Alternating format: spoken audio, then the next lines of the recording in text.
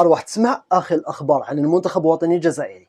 في خبر تقدر تقول سيء جدا. اليوم تعرفنا على حكم المباراة، حكم مثير للجدل.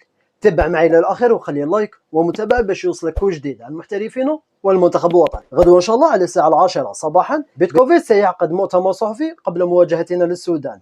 مع بيتكوفيتش راح يكون الكابيتان رياض محرز. بعد المؤتمر الصحفي بساعة كاين 3 لاعبين راح يكونوا في المنطقة المختلطة، وهم بغداد بونجح، عيسى مندي وجوان حجام. عرفنا على الحكم الرئيسي لمباراتنا ضد السودان وهو الغابوني بيير اوتشو، حكم مثير للجدل. قراراته كارثية وتعرفوا مليح، لأنه كان حكم الفار لمبارياتنا في كأس افريقيا الأخيرة، مباراة بوركينا فاسو ومباراة أنغولا. الفار مع هذا الحكم كان معطل في المباراتين، والاتحادية نتاعنا بعثت احتجاج للكاف ضده. وزيد هذا الحكم عاقبته الكاف بالإبعاد عن كأس افريقيا الأخيرة بسبب الأخطاء الكارثية اللي كان يديرها. تعرفوني يا جماعة، مش متعود نحكي على التحكيم، صح في افريقيا نحكي على كلش.